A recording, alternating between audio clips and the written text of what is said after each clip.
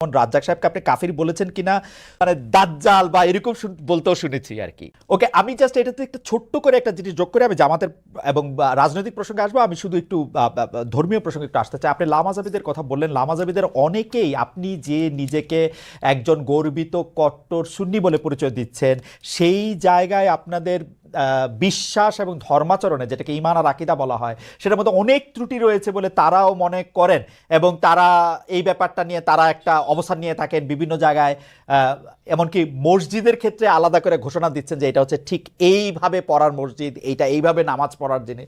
এই ব্যাপারটাকে আপনি কিভাবে ডিল করেন, মানে এটা কি আপনার কাছে কি মনে হয়? দেখুন দেখুন কথা হচ্ছে যে যারা লামাজহাবি তাদের লামাজহাবিরা পৃথিবীর কোন মুসলিম রাষ্ট্রে স্বীকৃত নয়। যেমন সৌদি আরবিয়া, সৌদি আরবতে আব্দুর রহমান আস-সুদাইস কাবাগরের ইমাম সাহেব বলেছেন লামাজহাবি একটা বাতিল ফেরকা। সেখানে হাম্বলি মাযহাব চর্চা করা হয় এবং সেখানে কোরআন সুন্নাহ মোতাবেক চলার স্বাধীনতা দিয়েছে সৌদি সরকার। এবং রাষ্ট্রীয় অধিক মাসালার ক্ষেত্রে সৌদি সরকার হাম্বলি মাযহাবের মত নিয়েছে এবং ইমাম আবু হানিফার হানাফি মাযহাব থেকে মত নিয়েছে। যেমন শাফি, মালিকি, হাম্বলি তিন মাযহাবে বেনামাজি যদি মুসলিম হয় তাকে মৃত্যুদণ্ড দিতে হবে। কিন্তু ইমাম আজমের মাসালা হচ্ছে যে না, যদি কেউ মুসলিম পরিচয় দেয়, অমুসলিম অমুসলিম নামাজ পড়বে না, এটাই স্বাভাবিক। মুসলিম যদি পরিচয় দেয় আর সে নামাজ না পড়ে তাকে বেত্রাঘাত করা যাবে। এই ক্ষেত্রে সৌদি সরকার হানাফি মাযহাবটা নিয়েছে। তো লামাজহাবিটাকে, লামাজহাবি হচ্ছে সে কোনো মাযহাব মানে না। মূলত এটা ইংরেজদের এই ফেতনাটা তৈরি করে গেছে ইংরেজরা। পৃথিবীতে 200 বছর আগে লামাজহাবি বলে কোনো মত বা ফেরকা ছিল না, সালাফি নামে কোনো দল ছিল না, আহলে হাদিস নামে কোনো দল ছিল না। আমরা তো আহলে হাদিস। আহলে হাদিস কারা? যারা হাদিসের অনুসরণ করে। হানাফি মাযহাবের চেয়ে বেশি হাদিসের অনুসরণ কোনো মাযহাবই করে না। দ্বিতীয় হচ্ছে, আপনি যদি বলেন তারা বলে আমার ত্রুটি আছে আমার বিশ্বাসে আকীদা, আমি বলবো চোরের মার বড় গলা। আমি তো বাংলাদেশেই আছি, তো তারা, আমি তো তাদেরকে ডক্টর আসাদুল্লাহ আল গালেব লামাজহাবিদের মধ্যে একজন ভালো স্কলার এবং ভালো আলেম বলে জানি। ওনার ছেলে একদিন আমার সাথে দেখা করেছে ঢাকা এয়ারপোর্টে, বলেছে যে আপনারা নিজেদের মধ্যে গালিগালাজ না করে একটু কি বসা যায় না? আমি তাকে বলেছি তোমার আব্বাকে বলো, উনি জ্ঞানী মানুষ এবং খুব ভদ্র। আসাদুল্লাহ গালেব সাহেব উগ্রপন্থী নন, তিনি খুবই ভদ্রভাবে কথাবার্তা বলেন এবং তিনি জ্ঞান রাখেন। আমি বলেছি তোমার আব্বাকে বলো লামাজহাবিদের স্কলারদের সাথে আমরা বাহাস দরকার নেই, তাতে তো ঝগড়া হয়, আমরা সংলাপে বসতে পারি, দেখি আমরা কোন দলটি কোরআন সুন্নাহ মোতাবেক চলি, এটা আমাদের মধ্যে সংলাপ হতে পারে। এবং আমি আবারও আপনাকে বলছি, ইসলামের মৌলিক বিশ্বাসের ক্ষেত্রে আহলে হাদিস লামাজহাবিরাও কিন্তু আমাদের সাথেই আছে। কিন্তু পার্থক্যটা কোথায়? পার্থক্যটা হচ্ছে যেমন মাযহাব মানবো কি মানবো না, কিংবা আমলীগত দিক থেকে কিছু আকীদাগত পার্থক্য আছে। আমলী দিক দিয়ে বেশি পার্থক্য। যেমন হচ্ছে আমরা বলি তারাবি 20 রাকাত, তারা বলে 8 রাকাত। আমরা বলি ওয়েতের 3 রাকাত, তারা বলে 1 রাকাত। কিন্তু কোন লামাজহাবি বলে না ওয়েতের বলে নামাজ নাই, বলে ওয়েতের আছে 1 রাকাত। না না, আমি এরকম শুনছি, আমার এরকম শুনছি, আমার যে নামাজ পড়ার জন্য আলাদা মানে আলাদা, মানে এটা সকল দর্শকের জন্য বলছি যে আলাদা দাঁড়ানোর সিস্টেম বা ভঙ্গি বা স্টাইল লামাজহাবিদের আপনাদের, তো আপনাদের বলতে হচ্ছে দেখেন আমরা যারা আপনি বলেন বাংলাদেশে 3 থেকে 3.5 লক্ষ মসজিদ হানাফি ইমাম, কোন মসজিদ লেখা আছে হানাফি মসজিদ? কিন্তু বাংলাদেশে যে 200 লামাজহাবিদের মসজিদ আছে সেখানে তারা লিখে রাখছে আহলে হাদিস মসজিদ। তা বোঝা যাচ্ছে আহলে হাদিস মসজিদে আহলে হাদিসরাই ঢুকবে। তো বৈষম্য তো তারাই করছে, তারাই কিন্তু প্রমাণ দিচ্ছে তারা একটা ফেরকা, তারা একটা ভিন্ন দল। আমাদের হানাফিদের মসজিদে লেখা নেই হানাফি মসজিদ, ওখানে হানাফিও যাবে লামাজহাবিও যেতে পারবে। আপনি অবাক হবেন, আমাদের আব্বাসী মসজিদের যে মসজিদ, বড় মসজিদ, এখানে প্রত্যেক জুমায় প্রচুর লামাজহাবি আসে এবং তারা জোরে আমিন বলে এবং রফিয়া দান করে, আমাদের পক্ষ থেকে কোনো বাধা নাই। কিন্তু আমি যেহেতু আপনাকে ফলো করি, আমি আপনার বক্তব্যে অনেক সময় শুনছি যে তাদের সম্পর্কে আপনি খুব ভালো কথা বলেন নাই। মানে আমি যদি গালাগালি নাও বলি অনেক সময়, মানে আমি এই মুহূর্তে আমি বলবো না যে আপনি যেমন ডক্টর জনাব মিজানুর রহমান আজহারীকে আপনি যেমন কাফির বলেছেন, তেমন রাজ্জাক সাহেবকে আপনি কাফির বলেছেন কিনা, তবে আপনি বলেছেন কিনা এটা বর্ণনা করতে না পারলেও তাকে আলেমদের কাউকেও অনেক বড় গালি দিতে শুনেছি, মানে দাজ্জাল বা এরকম বলতেও শুনেছি আর কি। এইটা কি ঠিক আছে? মানে আমরা লোকরা কি করবো তাহলে? দেখুন, এটা ঠিক আছে। কেন ঠিক আছে? সেটা হচ্ছে তাদের বক্তব্যগুলো এত মারাত্মক এবং বক্তব্যগুলো যখন আল্লাহ তার হাবিব মুহাম্মদ সাল্লাল্লাহু আলাইহি সাল্লামের সম্মানের খেলাফ যায়, তখন কিন্তু আমাদেরকে কঠোর ভাষায় তাদেরকে প্রতিহত করতে হয়। যেমন আপনি যে তরুণ বক্তার কথা বললেন, তরুণ বক্তা, সে লোকটা কি বলেছে? সে আল্লাহর হাবিব নূর নবীজি মুহাম্মদ মুস্তাফা সাল্লাল্লাহু আলাইহি সাল্লামের আরশচুম্বী সম্মানের খেলাফ, আল্লাহ তাআলার সম্মানের খেলাফ বক্তব্য দিয়েছে। হালা শব্দ ব্যবহার করছে, এটা কি হয়? সে বলেছে আম্মাজান খাদিজা ভার্জিন ছিলেন না, আমার মাকে যদি কেউ বলে ভার্জিন ছিল না আমি মেনে নিব। সে বলেছে যে এরপর না, কিন্তু স্যার আপনার কাছে কি মনে হয় না উনি তাকে আসলে অসম্মান করার জন্য একটা ফ্যাক্ট সামনে আনছেন? না না না, এটাই আপনাদের মৌলিক বিশ্বাসের মধ্যে একটা বড় ঘাপলা। আমার সাথে আপনার কথা বলার যে শব্দ চয়ন, সেটা কখনো আল্লাহ তার হাবিব সাল্লাল্লাহু আলাইহি ওয়াসাল্লামের শানে ওই শব্দ চয়ন ব্যবহার হতে পারে না। আচ্ছা, ইসলামী আইন শাস্ত্র স্পষ্ট এসেছে যে দেখুন, আমি আপনাকে একটা হাদিস শোনাচ্ছি, একটা হাদিসে কুদসি। আল্লাহ তাআলা তার হাবিব, আপনি একটু, আপনার জন্য উপকার হবে, জনগণের জন্য উপকার হবে, একটা দলিলই যথেষ্ট। খন্দক যুদ্ধে আল্লাহর হাবিব সাল্লাল্লাহু আলাইহি সাল্লামের আসর নামাজ কাজা হয়েছিল, আর উহুদ যুদ্ধে আল্লাহর হাবিব সাল্লাল্লাহু আলাইহি ওয়াসাল্লামের দাঁত শহীদ হয়েছিল। উহুদ যুদ্ধে আল্লাহ হাবিব সাল্লাল্লাহু আলাইহি ওয়াসাল্লামের দাঁত শহীদ হওয়ার পর আল্লাহ হাবিব সাল্লাল্লাহু আলাইহি ওয়াসাল্লাম কাফিরদেরকে বদদুয়া করেন নাই, কিন্তু খন্দক যুদ্ধে নামাজটা ছুটে যাওয়াতে এত কষ্ট পেয়েছেন আল্লাহর হাবিব, তিনি বদদুয়া করেছেন, আল্লাহুম্মা ইমলা বুতুনাহুম ওয়া কুবুরহুম নারা, আল্লাহ কাফেরদের কবরগুলো আর সিনাগুলো জাহান্নামের আগুন দিয়ে ভরপুর করে দাও, তাদের কারণে আসর নামাজটা পড়তে পারলাম না। মাগরিবের পর আল্লাহর হাবিব সাল্লাল্লাহু আলাইহি ওয়াসাল্লাম আসর কাজা করে মাগরিব পড়েছেন। আল্লাহ তখন হাদিসে কুদসি নাজিল করেছেন, মুহাম্মদ সাল্লাল্লাহু আলাইহি ওয়াসাল্লাম, আপনি উহুদে আপনার দাঁত শহীদ হয়েছে, আপনি মাফ করে দিয়েছেন, কিন্তু খন্দকে নামাজ চলে গেছে, আমার হকটা মাফ করলেন না। আল্লাহ সেদিন নিয়ম করে দিলেন, আল্লাহ বললেন যে আপনার উম্মতের মধ্যে কোনো ব্যক্তি যদি সারা জীবনও নামাজ না পড়ে সে কাফের হবে না, গুনাহগার হবে, পানিশমেন্ট পাবে, কিন্তু ওয়ামান তাআনা শাআরাতাম মিন শাআরাতিকা ইয়াকফুর, কিন্তু আপনি মুহাম্মদ সাল্লাল্লাহু আলাইহি ওয়াসাল্লামের একটি চুল মোবারক নিয়ে যদি কেউ মন্তব্য করে সে কাফের হয়ে যাবে। তার মানে হচ্ছে আমার আপনার ক্ষেত্রে যে শব্দচয়ন চলে সেটা আল্লাহ তার হাবিব সাল্লাল্লাহু আলাইহি ওয়াসাল্লামের আরশচুম্বী শানে চলে না। এখন ইচ্ছাই হোক অনিচ্ছাই হোক ওই রকম শব্দ ব্যবহার যে করবে ইসলামী আইন শাস্ত্র মতে সে কাফের বলে ঘোষিত হবে। ওকে, আমার সেই কথা হচ্ছে একইভাবে আপনি মাওলানা রাজ্জাক বিন ইউসুফকেও আপনি বলছেন যে তার কিছু শব্দচয়ন নিয়ে আপনার আপত্তি ছিল, সেটা একইভাবে সেটা বলছেন সে মাওলানা রাজ্জাক বিন ইউসুফ সম্পর্কেও। এবং তিনি দেখেন একটা কথা বলি, আব্দুর রাজ্জাক সাহেবকে গালি দেওয়াতে আপনি যত কষ্ট পেয়েছেন সে তত কষ্ট পায়নি, কারণ সে তার ভুলটা বুঝতে পেরেছে। আমি যে কোনো গালি শুনলেই কষ্ট পাই, যে কোনো গালি শুনলেই কষ্ট পাই। আপনি তার প্রমাণ হচ্ছে সৌদি এমবিসিতে আমাকে দাওয়াত করেছিল গত বছর, আমি কিন্তু আব্দুর রাজ্জাক সাহেবের ছেলেকে চিনতাম না, কিন্তু দৌড়িয়ে এসে আব্দুর রাজ্জাক সাহেবের ছেলে আমাকে আলিঙ্গন করেছে এবং বলেছে আমি আব্দুর রাজ্জাক সাহেবের ছেলে। তার মানে আমরা যদি কারো ভুল ধরি, কাউকে গালি দিই, কুফর ফতোয়া দিই, সেটা ব্যক্তি আক্রোশ থেকে না, এটা তারাও জানে এবং আমরা চাই তারা তওবা করুক, সংশোধনে আসুক। এখন যে স্কলার গুলোকে আমি কাফের বলেছি, গালি দিয়েছি, আপনার কষ্ট লাগলো, তারা আল্লাহর কাছে ক্ষমা চাইতে তাদের বাধাটা কোথায়? আপনার মতের সাথে যদি তাদের দ্বিমত থাকে, আপনি যেটা বলতেছেন সেটা যদি তারা ঠিক না মনে করে ডিবেট করে, তো আল্লাহর কসম করে বলছি, আমি তাদেরকে যে ফতোয়া দিয়েছি এটা যদি তারা খণ্ডন করতে পারে আমি প্রকাশ্যে তওবা করব, তাদের কাছে মাফ চাইবো। না স্যার, ডিবেট করে কোনো কিছু প্রমাণ করা যায় না, কারণ ডিবেট তো সাবজেক্ট না ডিবেট তো subject to Tafsir, subject to interpretation. এখন আপনি যদি না মানেন, সেটা অনলাইন হোক অফলাইন হোক, অফলাইনে বসুক, আচ্ছা অফলাইনে বসুক কিতাবপত্র নিয়ে, মানে এটা তো আপনার ইন্টারপ্রিটেশন, আপনি আচ্ছা ডিবেট বাদ দেন, সংলাপে বসুক। আচ্ছা ঠিক আছে, আমি আমার ধারণা তারা এই অনুষ্ঠানটা অনেকেই হয়তো দেখছেন, তাদের কাছে এটা হয়তো পৌঁছাবে, তারা নিশ্চয়ই আপনার কাছে, আমি চাই আপনার মাধ্যমে হোক, আচ্ছা আপনার উপস্থিতির সংলাপ না ঠিক আছে, আমার মাধ্যমে হলো আমি যাদেরকে কাফের ফতোয়া দিয়েছি, যেসব স্কলারদেরকে, তারা যদি তা প্রমাণ করতে আমাকে খণ্ডন করতে না পারে, তারা প্রকাশ্যে তওবা করবে। কিন্তু আর যদি তারা আমার অভিজ্ঞতা শেষ করি, আর যদি তারা প্রমাণ করে দেখায় যে যে স্কলারদেরকে আমি কাফের ফতোয়া দিয়েছি আমি তা পুরোপুরি ঠিক বলি নাই, আমি তওবা করব, আমি তাদের হাত ধরে মাপ চাইব। স্যার আমি আমার অভিজ্ঞতাটা বলি, আমি বাংলাদেশে সাংবাদিকতা করি আজকে 27 বছর। এর মধ্যে থেকে আমি বিভিন্ন রাজনৈতিক নেতৃবৃন্দের ইন্টারভিউ করছি, তাদের দুজনের সাথে বসছি, কিন্তু তারা কখনোই কোনো ডিবেটে বা সংলাপে তাদের অবস্থানের কোনো রকম ত্রুটি কখনো তারা দেখতে পায় নাই এখন পর্যন্ত। তো এই জন্য হচ্ছে সংলাপে কোনো কিছু প্রমাণ করা না প্রমাণ করার জন্য আমার থেকেও কাউরে যদি আপনারা এরকম মানেন যে উনি যেই পক্ষে এটা বলবেন, তাহলে বোধহয় এটা সুবিধা হয়, কারণ এটা কোনো একটা রায় বা ভার্ডিক্ট দিতে হবে না। আপনি দেখেন সংলাপে কোনো ডিবেট না, ডিবেট হচ্ছে মুবাহাসা, সেখানে ঝগড়া হতে পারে, তর্ক বাড়তে পারে, কিন্তু সংলাপটা হচ্ছে আন্তরিক পরিবেশে দলিল প্রমাণ নিয়ে উপস্থাপন করা, এটা তো হতেই পারে।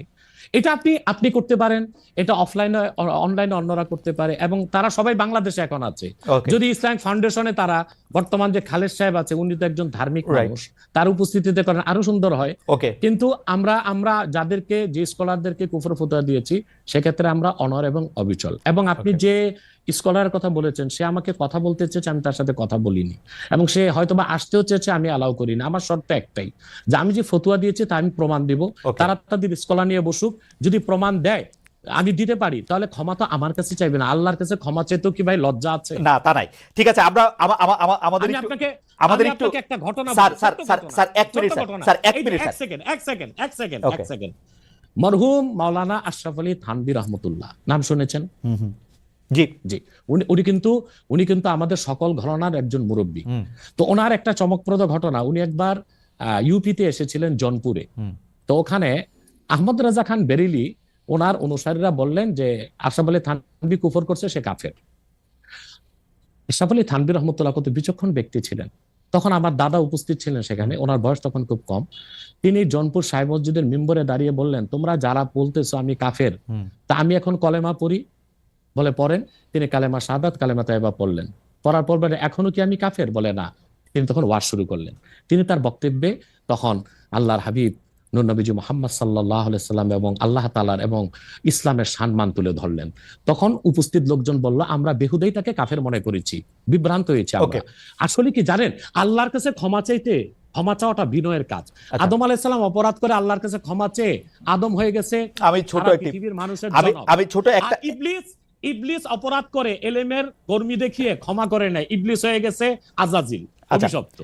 আমি 20 সেকেন্ড একটু সময় চাই নিতেছি। Ashis, can we extend the program for couple of more minutes? Doctor Abbasi, আমাদের সময় শেষ হয়ে আসছে, আমরা একটু সময়টা একটু আপনার থেকে একটু বেশি চাইতেছি। শুধু একটা ছোট প্রশ্ন, সেইটা নিশ্চয়ই আপনি আপনার সময় কখনো বলবেন, যে আরেকজন ব্যক্তিকে, আপনি এটা ঠিকই বলেছেন জৌনপুরের পীর সাহেবের উদাহরণ দিয়ে, যে আমি যদ্দূর ইসলাম সম্পর্কে বুঝি, কেউ যখন নিজেকে বলে যে মানে কলেমা শাহাদাত এবং কলেমা তয়বা যে যতক্ষণ পর্যন্ত পড়বে বা মনে করবে, ততক্ষণ পর্যন্ত আরেকজন ব্যক্তি কি তাকে কাফের বলতে পারে? আপনি যদি ছোট করে একটু বলেন, আমি শুধু হ্যাঁ বা নার মধ্যে থেকেও শুনতে চাই, মানে পারে কিনা। মানে আমি দাবি করলাম আমি মুসলমান, আপনি আমাকে কইতে পারবেন কিনা যে আমি কাফের? এক্ষেত্রে আপনাকে সংক্ষেপে মূলটা বলে দিচ্ছি। প্রথম হচ্ছে মমিন। মমিন হচ্ছে যে কালেমা শাহাদাতকে মনে বিশ্বাস করে, মুখে স্বীকার করে। এখন সেই মমিনকে আমরা মুসলিম বলবো কখন? হাদিস শরীফে এসেছে, মান সাল্লা সালাতানা ওয়াস্তাকবালা কিবলাতানা ওয়া আকালা যাবিহাতানা ফাযালিকাল মুসলিম। কোন ব্যক্তি ঈমান আনার পর যদি আমাদের সালাতকে আদায় করে, আমাদের কেবলা কাবাকে মানে, আমাদের জবাইকৃত পশুর গোশত খায়, সে লোকটি মুসলিম। কতক্ষণ মুসলিম? হাত্তা লাম ইয়াসদুর মিনহু কুফরুন কাওলান আও ফিলান আও তাকরিরা, যতক্ষণ তার মৌখিক বা হাতে বা কাজে কুফর প্রকাশ না পাবে। যদি কোনো ব্যক্তির দ্বারা কালেমা পড়ার পরও কুফর প্রকাশ পায়, ওই রকম ব্যক্তিকে শরীয়তের ভাষায় বলা হয় কাফের। এবং সে যদি মুসলিম দাবি করে, তাকে বলা হয় জিন্দিক। জিন্দিকের শাস্তি শরীয়তে মৃত্যুদণ্ড। পক্ষান্তরে আমার মনে হয় এত বড় উত্তর আমরা নিতে পারবো না, তাহলে আপনি বলতে চাইতেছেন যে শেষ করি। আর কোন ব্যক্তি যদি মুখে কালেমা পড়ে কিন্তু অন্তরে তার ঈমান নাই, সে কাফের, কিন্তু কুফরটা প্রকাশ করে নাই, তাকে আমরা মুনাফিক বলি। ওকে, কিন্তু আপনি মনের খবর আপনি কেমনে বুঝবেন? সেই জন্য তো মুনাফিক বলবো, কিন্তু কুফর যখন প্রকাশ পাবে তখন তো বুঝিয়ে নিলাম তার মনে কুফর আছে। আচ্ছা ঠিক আছে, এবার আমি অন্য প্রসঙ্গে আসি। 5 আগস্টের পর ক্ষমতা বলের অনেক বেশি ঘনিষ্ঠ, অনেক বেশি প্রভাবশালী জামাতে ইসলামী, কিন্তু দলটির 71-এর ভূমিকা নিয়ে আগে যেমন আওয়ামী লীগ সমালোচনা করতো, এখন সেটা অনেকটা সেভাবেই জামাতের সমালোচনা করছেন বিএনপি নেতারা। জামায়াতের 71-এর ভূমিকা নিয়ে আপনি কি বলবেন, একটু যদি সংক্ষেপে বলেন, যে জামায়াতের 71-এর ভূমিকা পরে এখন বিএনপির অবস্থান এগেইনস্ট জামাতকে তারা মুনাফিক বলতেছে, মুনাফিক শব্দটা দিয়ে মনে পড়লো, এটাকে আপনি কিভাবে দেখবেন? দেখুন, প্রথম কথা হচ্ছে 71 সালে আমার জন্মই হয়নি, অতএব আমি প্রত্যক্ষভাবে কিছু দেখিনি। কিন্তু আপনার জন্ম তো ধরেন 3000 বছর আগেকার খবর। আমি ওই দিন একটা আপনার স্ট্যাটাসে কথা শুনতেছিলাম যে সেই খবর তো আপনার আছে। বলছি সেটা বলছি। এখন আমি সব ইতিহাস পর্যালোচনা করে দেখলাম যে মূলত 71 সালে শুধু স্বাধীনতার বিপক্ষে জামাত অবস্থান নেয়নি, মুসলিম লীগও তো অবস্থান নিয়েছিল। আচ্ছা, এখন বিএনপির জন্ম কিভাবে এটা বলেন। শহীদ প্রেসিডেন্ট জিয়াউর রহমান সাহেব একজন ব্যক্তি ছিলেন, এত জনপ্রিয় দলটা গঠন কিভাবে করলেন? তিনি বহুদলীয় গণতন্ত্র প্রতিষ্ঠা করলেন। ওই প্ল্যাটফর্মে কারা জায়গা নিয়েছে? মুসলিম লীগের সব লোকগুলো এসে জায়গা নিয়েছে, যারা শেখ মুজিবের বিরুদ্ধে ছিল, আওয়ামী বাকশালের বিরুদ্ধে ছিল। এবং এখন বিএনপিতে যে লোকগুলোকে আপনারা দেখতেছেন, এরা অধিকাংশই কিন্তু ডানপন্থী, রাইটিস্ট এবং ইসলামিস্ট অনেক লোক আছে। পাশাপাশি ফখরুল সহ আরো কিছু লোক আছে, তারা কিন্তু বাম ছিল। ফখরুলের কিন্তু রাজনৈতিক নেতা হচ্ছে রাশেদ খান মেনন। আমি মনে হয় রাশেদ খান মেননে, আমার ভুল না হলে জেলে আছে। তো তারা কিন্তু তারা এইরকম বিএনপিতে প্রচুর বামের ডান এসেছে, অর্থাৎ তারা বামের ডান হয়েছে এখন বিএনপিতে এসে। তো প্রচুর পরিমাণ মুসলিম লীগের লোক তো বিএনপি আছে, তারা তো স্বাধীনতার যুদ্ধের বিরোধিতা করেছিল মুসলিম লীগ থাকা অবস্থায়। তো শুধুমাত্র স্বাধীনতার যুদ্ধের বিরোধিতার জন্য জামাতকেই ধোলাই করবেন, তাদেরকে কি ধোলাই করা উচিত না? এখন প্রশ্ন হচ্ছে কেন 71 সালে জামাত, আমি এক কথায় উত্তর দিব যে 71 সালে বাংলাদেশের স্বাধীনতার বিপক্ষে অবস্থান নেওয়াটা জামাতের রাজনৈতিক ভুল সিদ্ধান্ত ছিল। যেহেতু এটা স্পষ্ট ছিল যে বাংলাদেশ থেকে প্রায় 1900 কিলোমিটার দূরে পাকিস্তান, তো মাঝখানে সাগর এবং ভারত, সেখানে দুই জায়গায় দুইটা দেশ থাকতে পারে না। আমি বরং মনে করতাম তখন জামাতের এটাই সিদ্ধান্ত নেওয়া উচিত ছিল যে স্বাধীনতার পক্ষ নিয়ে নেওয়া, কিন্তু তারা নেয় নাই কেন? সেটা একটা জবাব তারা এটা দিয়ে থাকে যে তারা বুঝতে পেরেছিল বাংলাদেশ স্বাধীন হলে ভারত এখানে করবে, আধিপত্য বিস্তার করবে। এবং সেটা আমরা পরে দেখি যে ভারত কিন্তু আধিপত্য বিস্তার করেছে, এবং শেখ মুজিবুর রহমানের মতো একজন নেতাও কিন্তু ভারতের আধিপত্য থেকে বাংলাদেশকে মুক্ত করতে পারে নাই। জিয়া কেন এত, জিয়া রহমান, আমরা যে এত ভারতের আধিপত্যের কথা, জিয়া রহমান একটু খালেদ ভাই, একটু জিয়া রহমানের জনপ্রিয়তার মূল কি? জিয়া রহমানের জনপ্রিয়তার মূলে ছিল দুইটা বিষয়। একটা হচ্ছে তিনি ইসলামী মূল্যবোধী বিশ্বাসী ছিলেন, দ্বিতীয় হচ্ছে জিয়া রহমান ভারতীয় আধিপত্যবাদের বিরুদ্ধে অবস্থান নিয়েছেন। এই জন্যই তিনি জনগণের নিরঙ্কুশ সমর্থন পেয়েছেন, এবং বাংলাদেশে এখনো বিএনপি জনপ্রিয় দল, এবং এখনো ফ্রি ফেয়ার ইলেকশন হলে প্রায় 200। আমার মনে হয় যে আপনার এই রাজনৈতিক মানে বক্তব্য নিয়ে আসলে আমার আলাদা কিছু বক্তব্য আসে, সেটা নিশ্চয়ই আমরা একদিন আমরা এটা আলোচনা করবো নাকি, ভারতীয় আধিপত্যবাদ বলতে আমরা কি বুঝি, জিয়াউর রহমান সাহেব এবং জামাতে ইসলামী। এক কথায় বলে দিচ্ছি, দেখুন, ভারত 71 সালে আমাদের যে পক্ষ নিয়েছিল স্বাধীনতার যুদ্ধে, সেটা কেন নিয়েছিল? বাংলাদেশের স্বার্থে না। তারা 65 যুদ্ধে পাকিস্তানের কাছে শোচনীয়ভাবে পরাজিত হয়েছিল, এবং ভারতীয় ট্যাঙ্কগুলোকে ডিনামাইট বেঁধে ইস্ট বেঙ্গল রেজিমেন্টের মুসলিম সৈন্যরা উড়িয়ে দিয়েছিল। ইস্ট বেঙ্গল রেজিমেন্টের মুসলিম সৈন্যদের কারণেই পাকিস্তান জয় পেয়েছিল। আমার মনে হয় যে আপনার বক্তব্যটা ফ্যাকচুয়ালি ঠিক কিনা সেটা একটু পরীক্ষা করার দাবি রাখে। 65 সালে যুদ্ধে আসলে কে জয়ী হয়েছিল, তাসখন্দে যে যুদ্ধবিরতি হয়েছিল সেটার মধ্যে আসলে কি শর্ত ছিল, আমার মনে হয় এগুলি নিয়ে আমরা আরেকদিন আলোচনা করব না, পরে বসবো আমরা সেটা। কিন্তু ভারত কখনোই আমাদের বাংলাদেশ একটা স্বাধীন সার্বভৌমত্ব রাষ্ট্র হিসেবে টিকে থাকুক এই জন্য সে সহায়তা করেনি। আবার গ্লোবাল পলিটিক্স আমরা যদি দেখি, তখন পাকিস্তানের পক্ষ নিয়েছিল আপনার আমেরিকা, আর ভারতের পক্ষে ছিল রাশিয়া। সেইভাবে আসলে ভারত পাকিস্তান এই বাইনারিতে বাংলাদেশকে আসলে আমি একটু বলি এটা, কারণ এটা নিয়ে আর কথা বাড়ানো যাবে না। ডক্টর আব্বাস আমি বলি, একটু একটা পর্যায়ে যাই আমি। তো রাশিয়ার পক্ষ নিয়েছিল, আর সবসময় ভারত তো কোনো শক্তি না, এটা রাশিয়ার লেসপেন্সারগিরি করে, আর এখন আমেরিকার লেসপেন্সারগিরি করতেছে।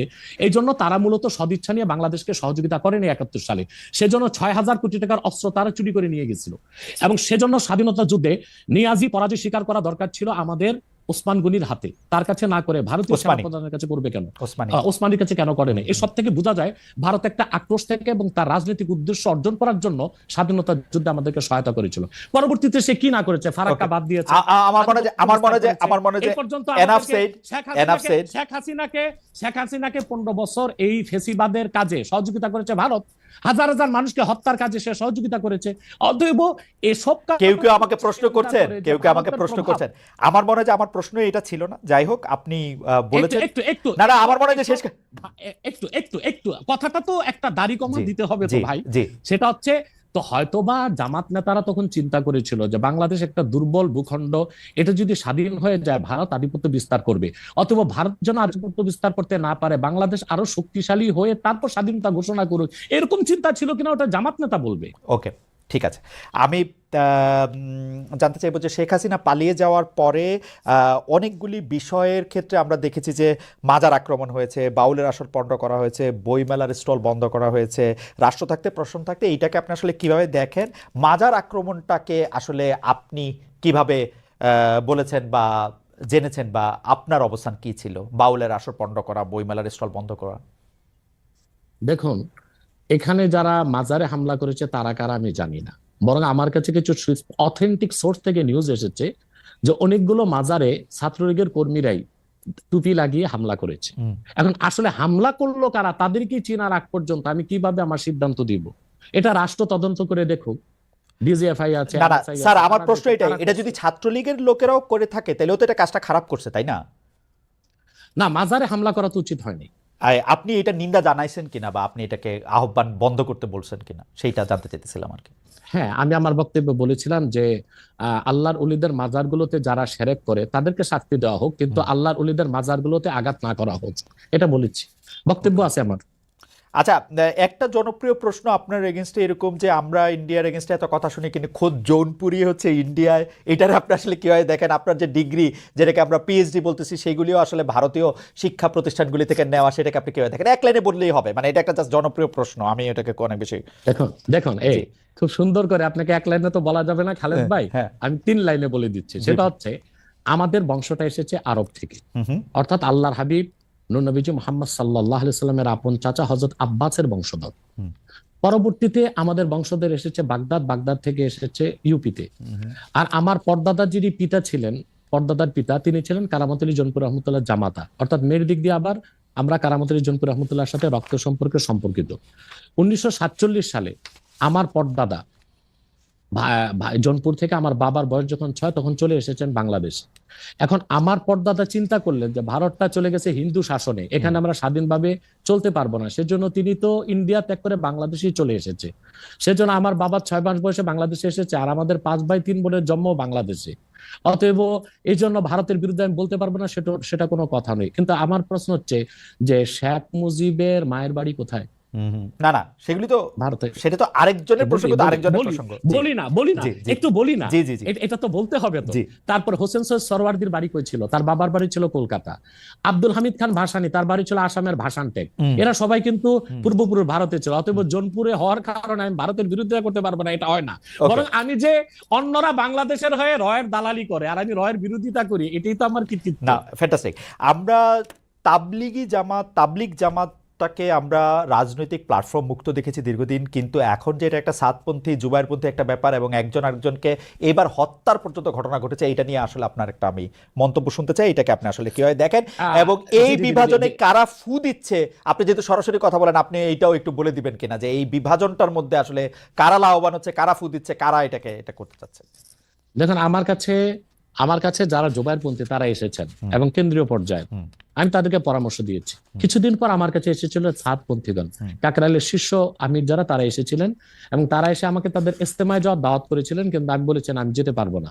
আমি তাদেরকে প্রস্তাব করেছিলাম যে আপনারা সাদ সাহেবকে নিয়ে এত মাতামাতি কেন? সাদ সাহেব যদি ভুল করেই থাকে তো সে তো তওবা করলে পারে। তখন তারা আমাকে বললেন যে সাদ সাহেব দারুল উলুম দেওবন্দে গিয়েছেন এবং তিনি সেখানে তার বক্তব্য স্পষ্ট করেছেন। আমি বলেছি তাহলে আমি আমার প্রতিনিধি দেওবন্দে পাঠাবো এবং আমি জানবো সাদ সাহেব তওবা করেছেন কিনা। এবং ঘটনাচক্রে গত পরশু আমি যখন রংপুর যাচ্ছিলাম, এয়ারক্রাফট থেকে, গাড়ি থেকে নেমে এয়ারক্রাফটে ওঠার সময় আমাকে এক যুবক আলেম এসে আলিঙ্গন করে বললো আমার নাম উসামা। আমি বলছি কে? বলে কাকরাইলের ওয়াসিফ সাহেবের ছেলে, সে একজন মুফতি এবং দারুল উলুম করাচিতে পড়াশোনা করেছে। তো দেখা যাচ্ছে যে তাবলিগের দুই দলেই আলেম আছে, কিন্তু অধিক সংখ্যক আলেম ও মূল ঘরানার যারা ইসলামী আন্দোলনের নেতৃত্ব দিচ্ছেন তারা কিন্তু জুবাইরপন্থীদের সাথে, এবং তারাই হক। কারণ স্যার সাহেব যে ভুলগুলো করেছে মারাত্মক ভুল, এবং সেগুলোর জন্য তাকে প্রকাশ্যে তওবা করতে হবে। কিন্তু বাংলাদেশে এই যে সহিংসতা সৃষ্টি করছে, এর জন্য আমি নাম বলতে পারবো না, তবে দেশীয় একটা ইন্টেলিজেন্ট ব্রাঞ্চ এবং বাইরের একটা ইন্টেলিজেন্ট ব্রাঞ্চ এখানে ফু দিচ্ছে। আমার শেষ প্রশ্ন, আমি কিন্তু দেখেছি যে ইসলামী বক্তাদের কেউ কেউ মানে কখনো কখনো বাতাস বুঝে পাল তুলে দেন, যেমন ডক্টর ইউনূস এর ব্যাপারে যে উনি আগে সুদ খান, এখন সুদ খান কিনা, দেশের রাজনৈতিক সিস্টেম এই সেই সম্পর্কে নানা ধরনের কথা বলেন। আমার শেষ প্রশ্ন, যখন কেউ ইসলামিক কোনো দলকে বা ইসলামিক কোনো সংস্থাকে বা ধরেন কোনো আলেমদের কোনো টাকা দেয়, আপনি এই ফতোয়া দিবেন কিনা যে তার টাকার উৎসটা পরিষ্কার জায়গা থেকে এসছে না অপরিষ্কার জায়গা থেকে এসছে, সেটা পরীক্ষা করে দেখা? দেখুন, প্রথম হচ্ছে যে কোনো স্কলার যে টাকা দিচ্ছে, যার কাছ থেকে টাকা নিচ্ছে, টাকাটা কন্ট্যাক্ট করে নেবে না। পেশাদার বক্তারা কন্ট্যাক্ট করে নেয়, আর যারা দায়ী আল্লাহ তারা কোনো সময় কন্ট্যাক্ট করে নেয় না। 2, যদি সে এতটুকু নিশ্চিত হয় যে মাহফিল কমিটি মুসলিম এবং তারা হালাল টাকা থেকেই দিয়েছে, তখন তার জন্য টাকাটা নেওয়া জায়েজ হবে। আর মনে রাখবেন, একজন হক্কানি আল্লাহওয়ালা বুজুর্গ আলেম হচ্ছে নদীর মতো। খরস্রোতা নদীতে যদি আপনি মরা পশু ফেলে দেন, নদীর পানি নাপাক হবে না, নাপাকটাই দূরে সরে যাবে। একজন দায়ীল আল্লাহ যদি পূর্ণ সতর্ক থাকেন এবং সততার সাথে দিনের দাওয়াত দেন, তারপর যদি কমিটি স্বেচ্ছায় না চাইতে তাকে সম্মান হিসেবে কিছু হাদিয়া দেন, সেটার জন্য যদি কোনো সুদের টাকা আসে, ঘুষের টাকা আসে, সেটা থেকে আলেম মুক্তি থাকবে। আমরা আনফরচুনেটলি আপনার শেষ কথাটা আসলে ভালো শুনতে পাইনি, আপনি কি লাইনটা আবার বলবেন? জি, আবার বলছি জি। যে একজন বক্তা যখন কন্টাক্ট করে টাকা নেয়, যেমন দেশে কিছু বক্তা আছে যে আমি প্রোগ্রামে আসবো, আমাকে 1 লক্ষ টাকা দিতে হবে, এইভাবে টাকা নেওয়াটা শরীয়সম্মতভাবে ফাতওয়ায় ঠিক হলেও তাকওয়ার খেলাফ। সেজন্য যারা কন্টাক্ট করে টাকা নেয় না তারাই দায়ী ইলাল্লাহ, পেশাদার বক্তা নয়। আমার মতো বহুত আছে বাংলাদেশে মুহাক্কিক আলেম যারা কখনো কন্টাক্ট করে টাকা নেয় না। দ্বিতীয় হচ্ছে, কন্টাক্ট করে টাকা নেওয়াটা হারাম নয়, ফাতওয়ায় জায়েজ, কিন্তু তাকওয়ার খেলাফ, উত্তম না অনুত্তম কাজ। যেমন একজন ইমাম সাহেব মসজিদে নামাজ পড়িয়ে টাকা নিচ্ছে, মাদ্রাসায় একজন শিক্ষক পড়াশোনা করে টাকা নিচ্ছে, একজন ওয়াজ করে টাকা নিচ্ছে, সে পেশাদার বক্তা, এটা হারাম নয় কিন্তু তাকওয়ার খেলাফ। এখন টাকাটা কোন উৎস থেকে আসলো এটা দেখতে যাওয়ার দরকারটা কি? কোন ইমাম সাহেব যে ইমামতিতে যে বেতন নেয়, কমিটির সবাইকে হালাল টাকা তাকে দিচ্ছে না তো, অথবা সেটার দায় যিনি দিচ্ছেন তার। একজন দায়ীল আল্লাহ হক্কানি আলেম হচ্ছে খরস্রোতা নদীর মতো। নদীতে যেমন আবর্জনা ফেলে নদী নাপাক হয় না, আবর্জনাই সরে যায়, একজন আল্লাহওয়ালা বুজুর্গ ব্যক্তির কাছে অনিচ্ছায় যদি কোনো সুদের টাকা ঘুষের টাকা আসে, নাপাকটা সরে যাবে, আল্লাহ তাকে হালালের উপরে রাখবে। এটা অনেক মানুষকে অনেক দুষ্কর্ম করতে উৎসাহ দিবে কিনা এটা কেউ প্রশ্ন করতে পারেন, কিন্তু আমাদের আজকের আলোচনা আমরা আর বাড়াবো না। আমি শুধু একটা ব্যাপারে আপনার একটু ফতোয়া চাই। আমাদের একজন দর্শক আপনার কাছে জানতে চাইছেন যে হুজুরকে জিজ্ঞাসা করবেন সহিহ বুখারী ৭৭৭৬ নম্বর হাদিস অনুযায়ী তাবলিগি জামাত কাফের হয়ে যায় কিনা। আমাদের একদম সময় না, আপনি যদি একটা খালি জায়গা থেকে একটু বলেন। হ্যাঁ, আমি বুঝতে পেরেছি সে কোন হাদিসের কথা বলেছে। ওই হাদিসটা হচ্ছে, ওই হাদিসে বলা হচ্ছে খারিজিদের কথা। খারিজি একটা বাতিল ফেরকা। খারিজিদের উৎপত্তি হয়েছিল হযরত আলী রাদিয়াল্লাহু তাআলার জামানায়। কিন্তু তাবলীগের ক্ষেত্রে এটা সমস্যা নাই। তারা তো খারিজি না, তা তো দেওবন্দ থেকে। হ্যাঁ, তাদের আকীদায় ও কাজকর্মে কিছু ত্রুটি আছে, সেটা আমরা ধরছি, কিন্তু হাদিস শরীফে যেটা বলা হয়েছে ওটা খারিজিদের কথা। তাদের উৎপত্তি হযরত আলীর যুগে এবং এটা ইরাকের হারুনা নামক এলাকায়। তাদেরকে হযরত আলী রাদিয়াল্লাহু আনহু 3 বার বুঝাবার জন্য আব্দুল্লাহ ইবনে আব্বাস রাদিয়াল্লাহু তাআলা আনহুমাকে পাঠিয়েছিলেন।